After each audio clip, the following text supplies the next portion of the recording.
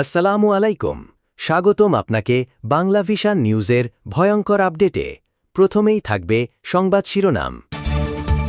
Putin ও আব্বাস আরাগাচির এই উচ্চ পর্যায়ের বৈঠক কি তবে মধ্যপ্রাচ্যে নতুন কোনো সামরিক সমীকরণের ইঙ্গিত দিচ্ছে, যেখানে ওয়াশিংটনের রক্তচক্ষু উপেক্ষা করেই তেহরানের সুরক্ষা কবচ হিসেবে ঢাল হয়ে দাঁড়াচ্ছে ক্রেমলিন?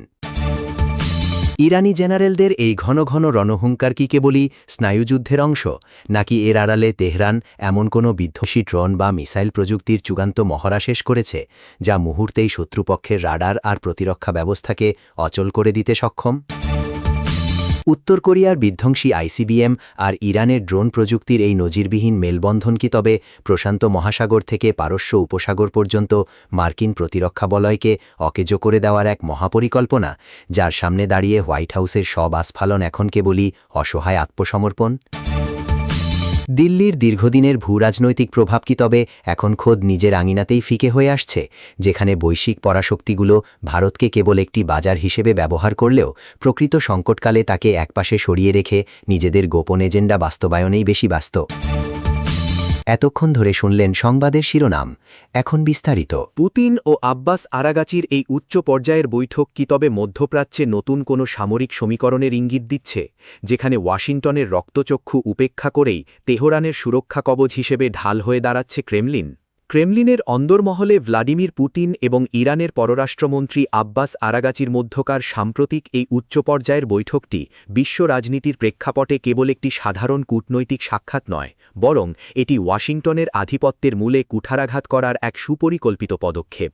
যখন মধ্যপ্রাচ্যে যুদ্ধের দামামা বাজছে এবং ইসরায়েল ও যুক্তরাষ্ট্রের পক্ষ থেকে ইরানের ওপর ক্রমাগত সামরিক ও অর্থনৈতিক চাপ প্রয়োগ করা হচ্ছে, তখন মস্কোর পক্ষ থেকে তেহরানকে দেওয়া এই প্রকাশ্য সমর্থন এক নতুন রণকৌশলের ইঙ্গিত দেয়। রাশিয়ার অত্যাধুনিক আকাশ প্রতিরক্ষা ব্যবস্থা S-400 এবং Su-35 যুদ্ধবিমান সরবরাহের যে গুঞ্জন দীর্ঘকাল ধরে শোনা যাচ্ছিল, এই বৈঠকের পর তা এখন আরও জোরালো বাস্তবতায় রূপ নিতে শুরু করেছে, যা তেহরানের আকাশকে এক অভেদ্য দুর্গে পরিণত করবে। পুতিন খুব ভালো করেই জানেন যে মধ্যপ্রাচ্যে ইরানের পতন মানেই হল ইউক্রেন ফ্রন্টে রাশিয়ার ওপর পশ্চিমা চাপ আরও বাড়িয়ে দেওয়া। তাই তিনি এখন তেহরানের জন্য এক শক্তিশালী সুরক্ষা কবচ হিসেবে নিজেকে উপস্থাপন করছেন। অন্যদিকে আব্বাস আরাগাচির এই সফর প্রমাণ করে যে তেহরান এখন আর পশ্চিমা বিশ্বের কোনো রক্তচক্ষুকে পরোয়া করে না, এবং তারা রাশিয়ার সাথে দীর্ঘমেয়াদী এক কৌশলগত প্রতিরক্ষা চুক্তিতে আবদ্ধ হতে চলেছে। ওয়াশিংটন যখন মধ্যপ্রাচ্যে ন্যাটোর মতো কোনো আঞ্চলিক জোট করার স্বপ্ন দেখছে, ঠিক তখনই ক্রেমলিন ও তেহরানের এই সামরিক মাখামাখি সেই স্বপ্নের কফিনে শেষ পেরেক হতে পারে বলে সামরিক বিশেষজ্ঞরা মনে করছেন। এই জোটে কেবল গোয়েন্দা তথ্য বিনিময় নয়, বরং ইলেকট্রনিক ওয়্যারফেয়ার এবং অত্যাধুনিক স্যাটেলাইট প্রযুক্তির ব্যবহারের মাধ্যমে শত্রুদেশগুলোর গতিবিধি নজরদারি করার এক মহাপরিকল্পনা বাস্তবায়িত হতে যাচ্ছে। যদি রাশিয়া সরাসরি ইরানের ঢাল হয়ে দাঁড়ায়, তবে ওই অঞ্চলে মার্কিন যুক্তরাষ্ট্রের যে কোনো ধরনের সামরিক হস্তক্ষেপ এক মহাযুদ্ধের সূচনা করবে, যা পুরো বিশ্বের জ্বালানি বাজার ও অর্থনীতিকে ধ্বংসের মুখে ঠেলে দিতে পারে। পরিশেষে বলা যায়, পুতিন ও আরাগাচির এই গোপন বৈঠকটি আসলে ওয়াশিংটনের প্রতি মস্কোর এক চরম সতর্কবার্তা, যে মধ্যপ্রাচ্যের একক নিয়ন্ত্রক হওয়ার দিন এখন চিরতরে শেষ হয়ে গিয়েছে। ইরানি জেনারেলদের এই ঘন ঘন রণহুঙ্কার কি কেবলই স্নায়ুযুদ্ধের অংশ, নাকি এর আড়ালে তেহরান এমন কোনো বিধ্বংসী ড্রোন বা মিসাইল প্রযুক্তির চূড়ান্ত মহড়া শেষ করেছে, যা মুহূর্তেই শত্রুপক্ষের রাডার আর প্রতিরক্ষা ব্যবস্থাকে অচল করে দিতে সক্ষম? ইরানের IRGC বা রেভলিউশনারি গার্ডের শীর্ষ জেনারেলদের সাম্প্রতিক রণহুঙ্কারগুলো কেবল মনস্তাত্ত্বিক যুদ্ধের অংশ হিসেবে দেখার কোনো অবকাশ নেই, কারণ এর আড়ালে লুকিয়ে আছে তেহরানের এক অভাবনীয় সামরিক প্রযুক্তির উৎকর্ষ, যা পশ্চিমা গোয়েন্দাদের কপালে দুশ্চিন্তার ভাঁজ ফেলেছে। দীর্ঘদিন ধরে নিষেধাজ্ঞার জাতাকলে পৃষ্ঠ হয়েও ইরান এমন সব হাইপারসনিক মিসাইল এবং আত্মঘাতী ড্রোন প্রযুক্তি উদ্ভাবন করেছে, যা বর্তমান বিশ্বের অনেক দামি আকাশ প্রতিরক্ষা ব্যবস্থাকে নিমিষেই ফাঁকি দিতে সক্ষম। তেহরানের সামরিক কর্মকর্তারা বারবার ইঙ্গিত দিচ্ছেন যে তাদের কাছে এখন এমন এক নতুন প্রজন্মের ইলেকট্রনিক জ্যামিং সিস্টেম রয়েছে, যা শত্রুপক্ষের অত্যাধুনিক রাডার ব্যবস্থাকে অন্ধ করে দিয়ে নিমিষেই লক্ষ্যবস্তুতে আঘাত হানতে পারে। বিশেষ করে তাদের শাহেদ সিরিজের নতুন ড্রোনগুলো এবং ফাত্তা নামক হাইপারসনিক মিসাইলগুলো গতির এমন এক পর্যায়ে পৌঁছেছে যে সেখানে ইসরায়েলের আয়রন ডোম বা মার্কিন প্যাট্রিয়ট মিসাইল ডিফেন্স সিস্টেম অনেকটা অকেজো হয়ে যাওয়ার ঝুঁকিতে রয়েছে।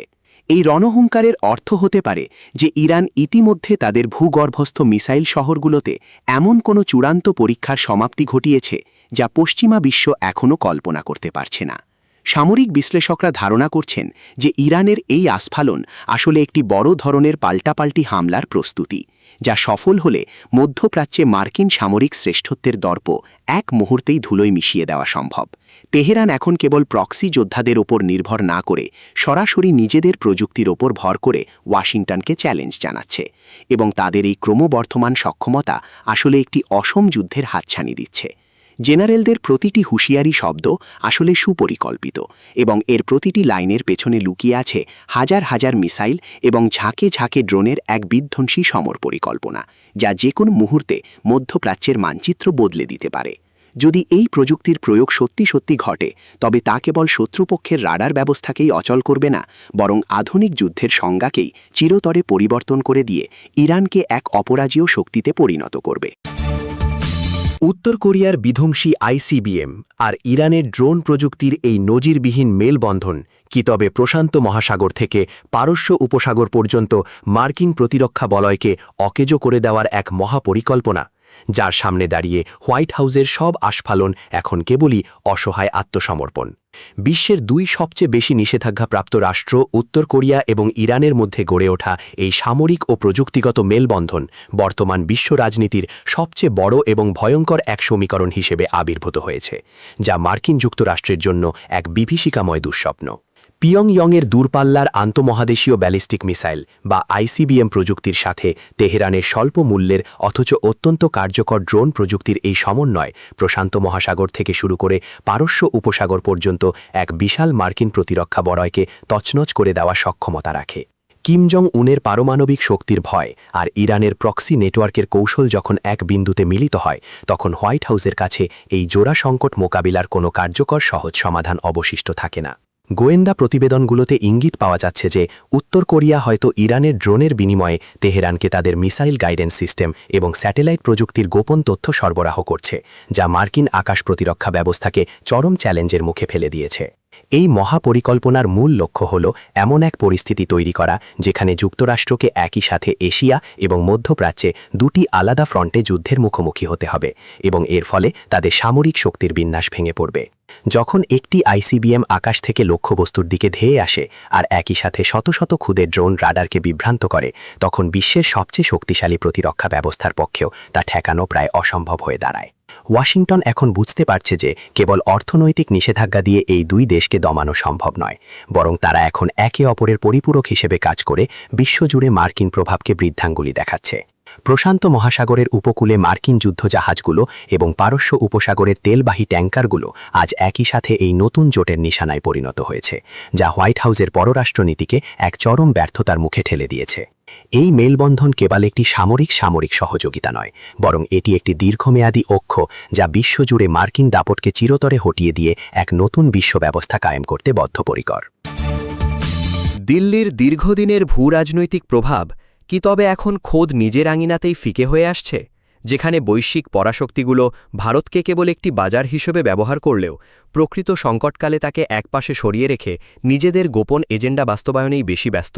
দক্ষিণ এশিয়ায় ভারতের যে বিশাল ভূরাজনৈতিক প্রতিপত্তি গত কয়েক দশক ধরে বজায় ছিল, সাম্প্রতিক ঘটনাবলী ইঙ্গিত দিচ্ছে যে সেই প্রভাব এখন খোদ দিল্লির নিজের আঙিনাতেই ধীরে ধীরে ম্লান হয়ে আসছে, এবং এর পেছনে রয়েছে বৈশ্বিক পরাশক্তিগুলোর চতুর কৌশল।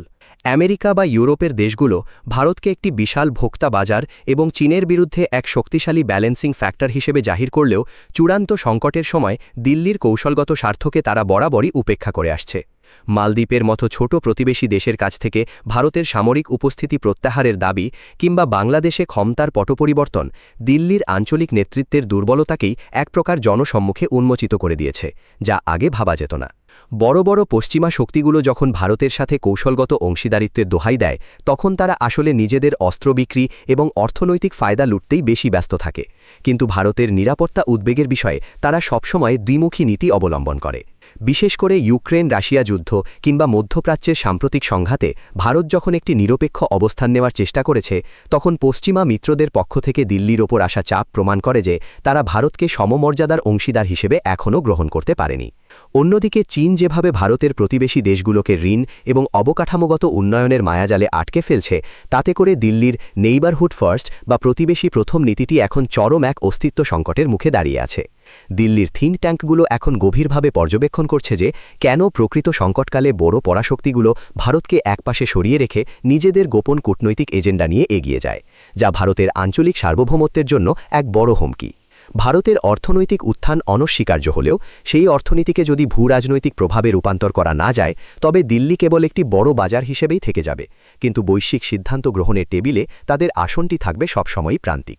এই নতুন মেরুকরণে দিল্লি যদি দ্রুত তাদের কৌশল পরিবর্তন না করে এবং কেবল ওয়াশিংটনের দিকে তাকিয়ে থাকে, তবে নিজের বাড়ির আঙিনাতেই ভারতকে হয়তো খুব শীঘ্রই এক কোণঠাসা পরিস্থিতিতে পড়তে হবে, যা তাদের দীর্ঘদিনের অর্জিত সম্মানকে ধুলোয় মিশিয়ে দিতে পারে।